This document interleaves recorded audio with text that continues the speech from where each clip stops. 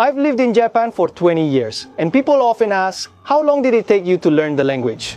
And the answer is always the same. I'm still learning it. I'm Naka, this is Japatonic, and today I'm going to tell you why, even after so much time in Japan, I'm semi-illiterate, first and foremost. So you understand a bit, Japanese has 3 alphabets, 2 basic ones, hiragana and katakana, and then there are the kanji. Hiragana and katakana have the same number, they're the same, but in a different format. One is for Japanese words, the other for non-Japanese words, which are basically about 46 letters. Some letters, by adding little quotes or circles, change the pronunciation a bit, but look, it's super easy. The complete Japanese alphabet is A, I, U, I, O, Ka, K, Kuki, Kosase, Suse, Sotata, Tuti, To, Nananuni, no? So, those are the vowels, the rest are syllables, except N, which stands alone. All are a consonant plus a vowel, Nananuni, no, Ka, Ke, Kuki, Ko. That's basically it. Katakana works the same way. So, all in all, you learn that relatively quickly. It's easy. Even kids in kindergarten start to see that, right? Let's see, for everyday life or for those who study Japanese, usually katakana is used more. You see it more often. But the truth is hiragana is simpler. Within Japanese culture, it's considered the most basic because it's used for Japanese words specifically. And katakana is seen as secondary, but in everyday life it's used more because in daily life the combination of is used more. Kanji are used more, and of course those who can't read kanji simply skip over those words with their eyes. And they read the katakana, which, for example, here this is written in katakana and it says Rashapon. See, these are the variations I mentioned. This is the letter K, but with the 2 quotation marks it becomes GA. But you see, they look small. It's because it's made a little shorter. This would be young adult and CHI, but it's gacha, like the letters are shortened. And this is the letter Ho, but with the little circle, it means post office. So it seems complicated, Naka, but once you study it, it's not that complex. The kanji are the real problem because there's already a basic list of kanji established, called the Joyo kanji, which is made up of approximately 2,100 kanji. So, 2,100 kanji is what you need to basically be able to read literature, even somewhat complex literature. Obviously, there are study books that will have many more.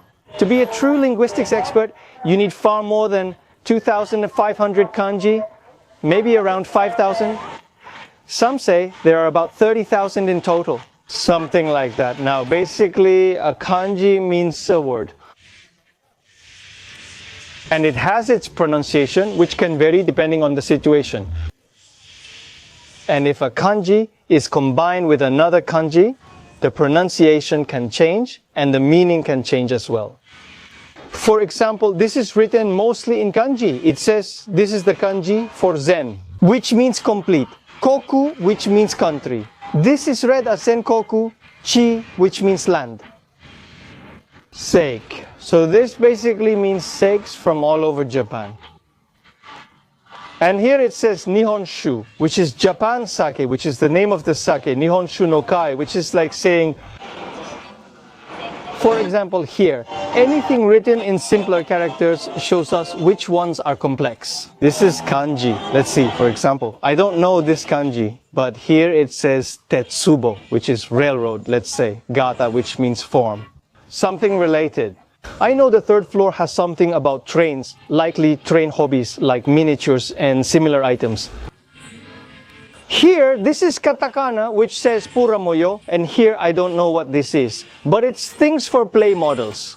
Here, this is simple, just katakana, it says figiwa, meaning figures, figures of characters, and like that, basically everything in katakana is what you see the most on the street, right? That's why in daily life, katakana is what you see the most. But hiragana is super important because it's used as furigana, which I'll explain to you later what furigana is. Let's see. The Japanese language has, when you study it, there are levels from the most basic, which is N5, and the most advanced of all, which is like a native Japanese speaker, that's N1. At that level, you already know how to read, write, and interpret absolutely everything. You know all the basic kanji. Those 2,100 kanji, and from what I saw more or less, since I never really studied Japanese, I understand that I have about an N3 level, but I don't even fully reach an N3, maybe not completely passed. Because once I picked up an N3 book and I knew, let's say, 80 to 90% of the kanji that were in the N3, but I always say I must know about 500 kanji. The worst part is not that I know how to write them or have them memorized, but that I can recognize them. There are things I can read, but if you ask me to write them, I can't. No, I won't remember, it's impossible. Some of them, yes, but in most cases, I'll forget how the strokes go because kanji has a lot of strokes. Look at this one here. It says Igyo Chu, which means they're open. Do you see what this is? 1, 2, 3, 4, 5, 6, 7, 8, 9, 10, 11, 12, 13 lines, 13 strokes in total. This kanji, no. I can read it, but I just can't remember it. Now this one is easy because it's chu, onaka, which means inside, or it also means in process, or in the middle of something, right? They're serving now, they're open and serving in this place. Now, with that, you can get an idea of why Japanese people also speak very little English, and the little they do speak, they speak it poorly. They already have plenty with their own language. Also, why do they speak it so poorly? Because Japanese people learn the Roman letters that we use, and they learn that language based on Katakana, which, as you saw, except for the vowels, are all syllables. For example, here it says lunch set. A Japanese person would pronounce this as ranchi settu because in the Japanese language, basically words can't end in a consonant. They always have to end with a vowel because of how Japanese letters are. Also in Japanese, the letter L doesn't exist. It's the complete opposite of the Chinese. There, all the Chinese pronounce the L clearly. In Japanese, however, they struggle with L sounds, similar to how they find double R difficult. But let's say, for example, there are words in English that can be written differently, but sound the same. Like, for example, see, which can be see as in to look, or see as in the ocean. But there are words that, for example, in Japanese, you say daito, which can mean light as in illumination, or it can mean right as in direction or correct. But in katakana, it's pronounced exactly the same, and it sounds the same. That's why daito depends a lot on the context. To know what it means. When someone asks a Japanese person, where is it? And they're gonna say, daito. And you're left thinking, what? Daito, what does it mean? Do you understand? But look, this is what they call katakana go, because the katakana language is about using words that are not originally Japanese. But look, for example, camera. In Japanese, camera is said as camera and pronounced camera, right? That's easy to understand. But there are kanji for camera, which is shashinki. There are the kanji for photo and ki for photo machine. Shashinki would be the Japanese way. But nowadays, absolutely no one uses the word shashinki.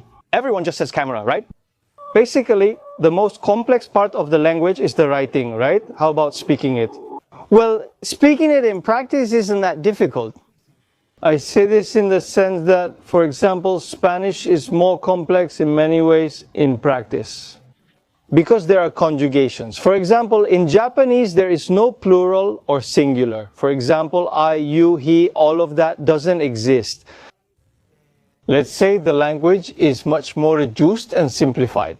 But precisely, a person who studies Spanish may know the theory, but in practice, it might not go well for them. Like, for example, saying, nosotros querer tu casa, mañana iremos. Everything would be used incorrectly. It would be more or less understood, but everything would be used wrong in practice.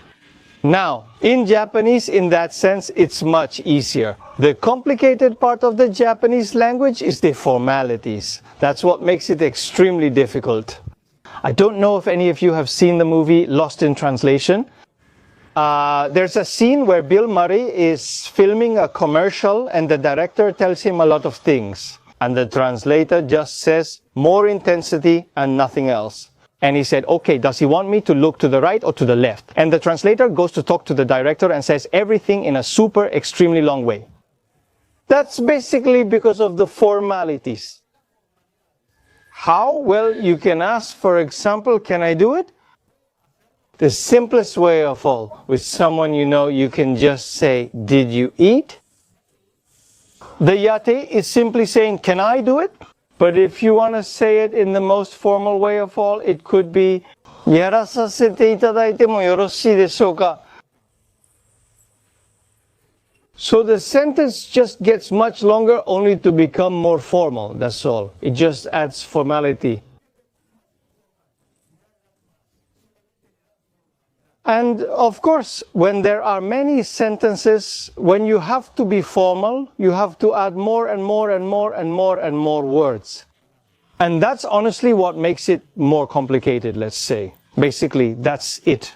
Now, one of the places that I find most difficult to go eat and drink and all that are the izakayas. Specifically, what would be considered traditional taverns, which have a large variety of dishes. And most of the time, the menus are written without pictures. Because, of course, since there's so much variety, you have to know how to read them. Some of them are barely recognizable. There's edamame here. Oh, taco huasa, which must be octopus with wasabi. Nagaimo, wasabi, I don't know what else. Long sweet potato. I mean, not even like this. And the fact is that it's difficult because in izakayas, the dishes are usually more... they're not improvised, but they're original dishes. Sometimes when I eat with my wife at an izakaya, I look at the menu and wonder, what is this? She says we have to order it? I don't know. Because sometimes they're like unique concepts from the restaurant, and therefore it gets complicated. That's why when you have to go out to eat, the easiest thing is to go to places that focus on a single dish. And variations of the dish, each with a photo.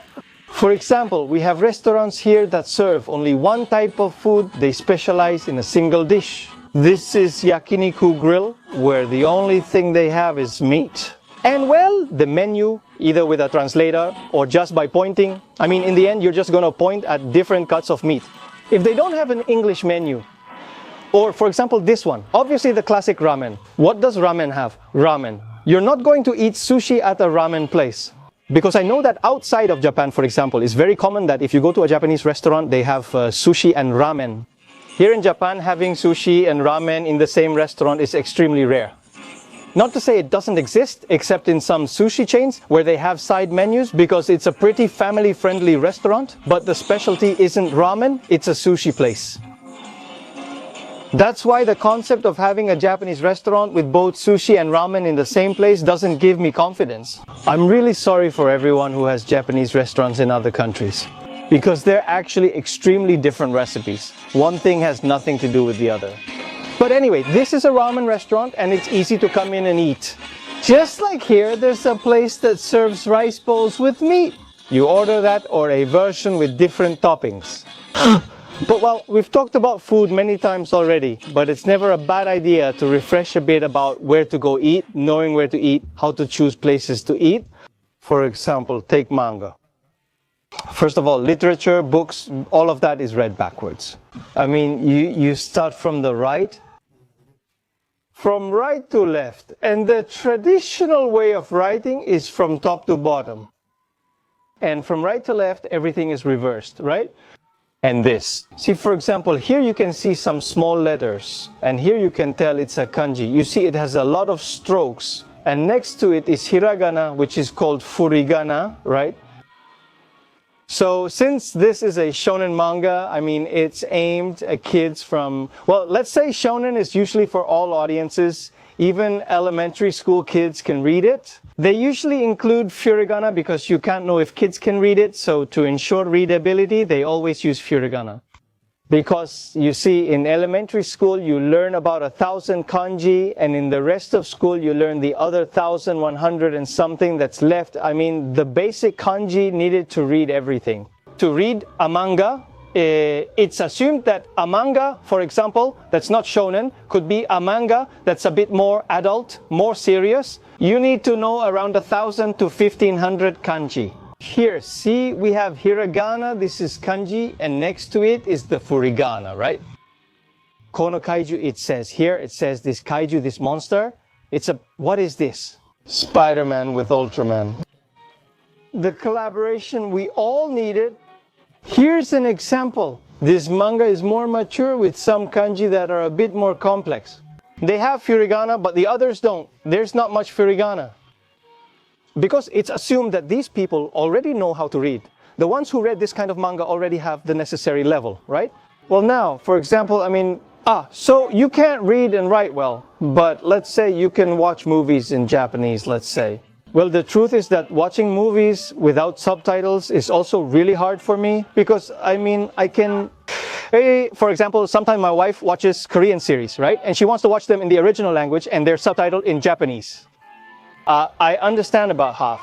That's when it comes to reading. Now, when it's a Japanese movie, honestly, I usually need the subtitles because there are a lot of words that aren't used every day that I can't understand.